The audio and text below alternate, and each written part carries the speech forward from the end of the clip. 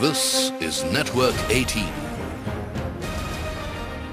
and you are watching CNBC TV 18.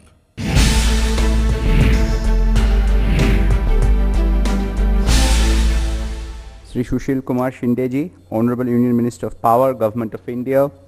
It is indeed my great pleasure to deliver the welcome address at the inaugural session of the 4th India Energy Summit, jointly organized by the Ministry of Power, Ministry of New and Renewable Energy and Indian Chamber of Commerce. First of all, on behalf of Indian Chamber of Commerce, I would like to express great pleasure in welcoming all of you in this initiative of ICC as Indian economy continues to surge ahead and 10% GDP growth is daunting but doable. Its power sector has been expanding concurrently to support the growth rate. With the increasing pace of industrialization and urbanization, the demand for power is growing exponentially, which implies that the scope for growth of this sector is indeed immense. The 11th five-year plan has envisaged an additional capacity of 78,700 megawatt, of which 19.9%, almost 20%, is scheduled to come from the hydro sector, 75.8% is scheduled to come from thermal sources, and the rest is from nuclear sources. In line with India's thrust on generating clean and green energy, the government has launched ambitious, robust solar energy mission, which aims to generate 20,000 megawatt solar power by 2022. Against this backdrop, sir, ICC feels that a multi-pronged strategy needs to be adopted to profitably harness the upcoming challenges and address the impending challenges of power generation in an effective way. The proceedings of this 4th Energy Summit would able to lay the path for a brighter future for the country's energy security. We on behalf of ICC feel it's time to stay powerful and be energized. Thank you very much. Sri Chaturvedi ji, Sri Rajdan ji, Sri Jayanta Roy ji, Sri Pathak ji, Sri Malay De ji, Sri Ravi Sharma ji, Ajit Singh ji, ladies and gentlemen. Relation of Chamber of Commerce and the country is right from our pre-independence days. The Chamber grow as our country grow. But this is my 4th year that I am addressing your chamber, and continuously I have been watching how you are working in the power sector. Today's subject is climate change and the energy challenges. This new subject that you have chosen, issue of climate change, is a recent one. But India's position is different, just slightly touched. Our consumption as on today is not more than 700 per capita units. As compared to America, China, I am not going to give the figures.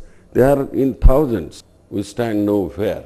And whenever there was an occasion to discuss with those who are advocates of the climate change, I have been telling them that they consider the CO2 situation of America, which is at 20%, and India is only 1%. The global situation is at the 6%. Where we stand, we are nothing as far as the capturing of carbon is concerned.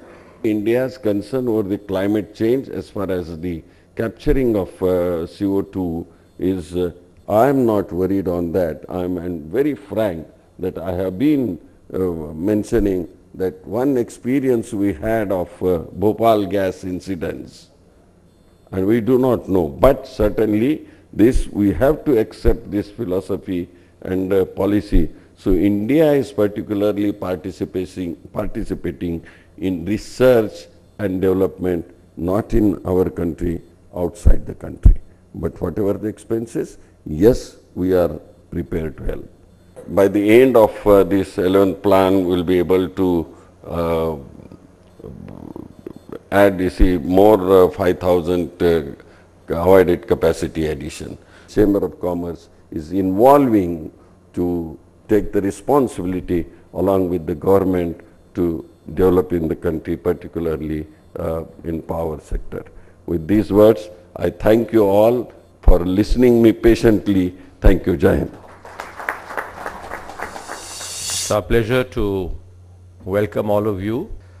This conference or this summit is essentially called to address the twin issues of climate change and the energy challenge. Energy challenge, as we all know before the country, is to meet a growing gap because of the galloping economy and the slow speed in setting up some power resources. We have essentially concentrated now on thermal power because hydro projects have not been taking off at the right speed that we would have wished them to go. But in thermal power also, the present efficiencies that we are operating at will have to be addressed, and not only we will have to move very strongly towards supercritical technology, but also towards ultra supercritical technology, for which a group within the government is already working. And I think in the next decade or so, we should have the ultra supercritical technology also operational within the country, totally on indigenous efforts.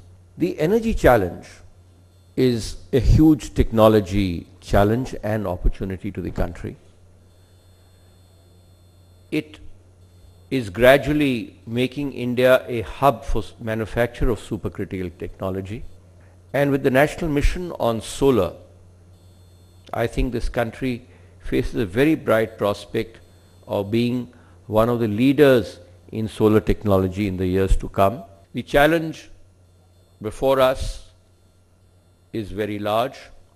The climate change issues are clearly understood in this country, at least partly, that our per capita emissions continue to be one of the lowest in the world. But what is more encouraging is that our energy intensity competes with some of the best in the world. And therein lies the key to our future growth, that energy growth and climate change can both be addressed through a very aggressive policy on energy efficiency. Thank you all once again for having joined us, and you'll all go back to your own establishments carrying forward the strong message of meeting the energy challenge along with the message of sustainability and climate change. Thank you very much.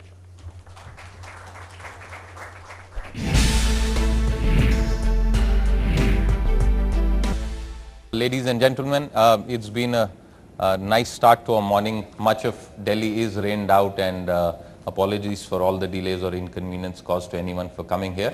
Thank you for joining us. We know we have a very distinguished panel with us here, the former Power Secretary, Mr. Chaturvedi, Ravi Sharma, the Chairman and Managing Director of the Rural Electrification Corporation. Let me try and quickly start this debate generally by trying to set the tone as per the theme that we are discussing, climate change. And in fact, Delhi perhaps is a very good example of climate change at this point of time. Let me first go across to Mr. Chaturvedi and basically put a question to him. Sir, is Indian policy making when it comes to the power sector conscious enough of the challenges that climate change faces? And the fact remains that all of us are told that India's power generation, at least a majority of it, will continue to be coal-fired. It will continue to be a thermal-driven thing.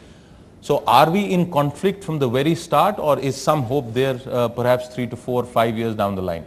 The climate change issues are concerned, today it's very interesting. If there is someday a lot of heat, it's ascribed to climate change, and there's an excess rain, it's ascribed to climate change. Question is that we must be pretty clear when we talk of climate change that we are talking in a perspective which is well understood. As far as India is concerned, we have serious climate change concerns we have taken note of, and we have serious energy concerns. The question is that India is consuming today a lot of energy, but its emission is around 1 to 2 tons per capita. And if you take in the absolute terms, it's around 1.8 or so billion tons, as against around 6 billion tons of China and somewhere around that. So we are far below.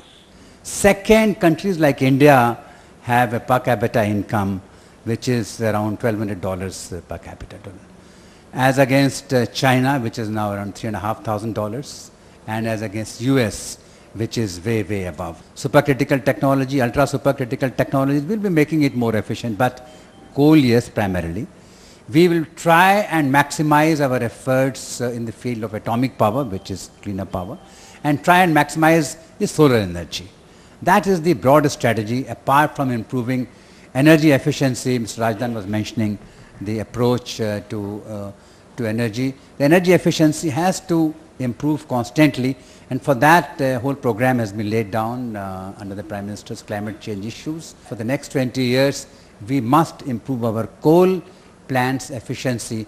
That is the approach in case we take.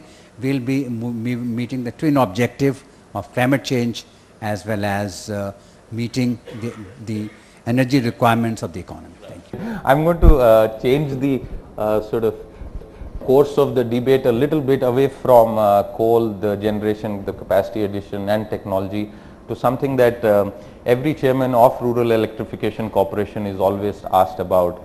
How much of rural India is actually electrified, and whether even the standards, the parameters that we use for electrification are justified. Does a single bulb in a village actually mean that electrification has been achieved, regardless of the fact that that bulb may come on only once a month? So Mr. Phatak, let me put that time-honored question to you and ask you for your quick comments about this. Well, thank you very much. In one sentence, I will answer it that something is better than nothing, because till 1994, even if a single well in a revenue village was electrified, we were calling the village to be electrified. After 94, we said that at least one house in the residential habitation should be electrified. But that definition also we have changed in 2004.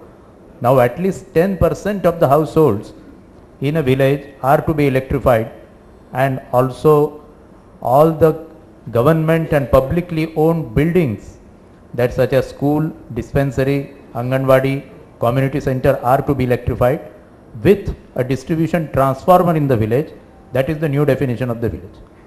That means with more availability of power, we are enhancing the definition. I am quite sure that this 10% also will be raised to 20% or 25% in not so distant future. Well, I would say that REC is perhaps the only corporation under Ministry of Power which was set up with a socio-economic objective, that is to electrify the agricultural pump sets in 1969 after the great scarcity of 66 to 69, failure of monsoons. Research in conventional power is reducing cost faster than the research in non-conventional powers, which should reduce cost in that sector.